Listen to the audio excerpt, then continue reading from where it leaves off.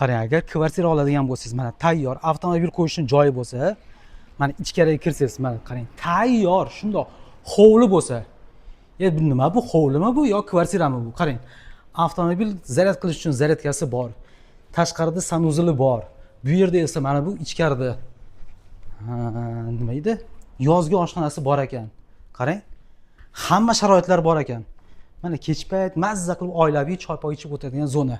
Ana endi esa kvartirani ichiga kiramiz. Bu o'zi aslida kvartira ekan, qarang.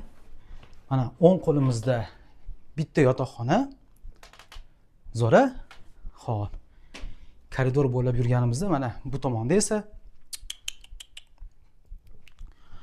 voy, chiroyliligini qarang. Bu kitobxona ekan bu. Qarang, kitoblarning ko'pligini. Ha, qarang.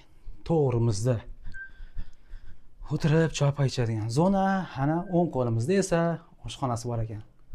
Oshxonani qarang. Juda ham chiroyli, a? Mana kotyollar tayyor. Xullas, kommunikatsiyadan umuman muammo yo'q. Uy egalari aytish bo'yicha svet, gaz, paz hech narsa o'chmas ekan. Hamma narsasi 24/7 har doim bo'lib kelgan ekan. Qarang. Bu yerda mana sanuzli bor.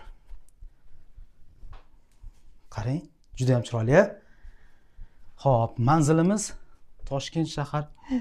Voy, chiroyliligini qarang. Qarang.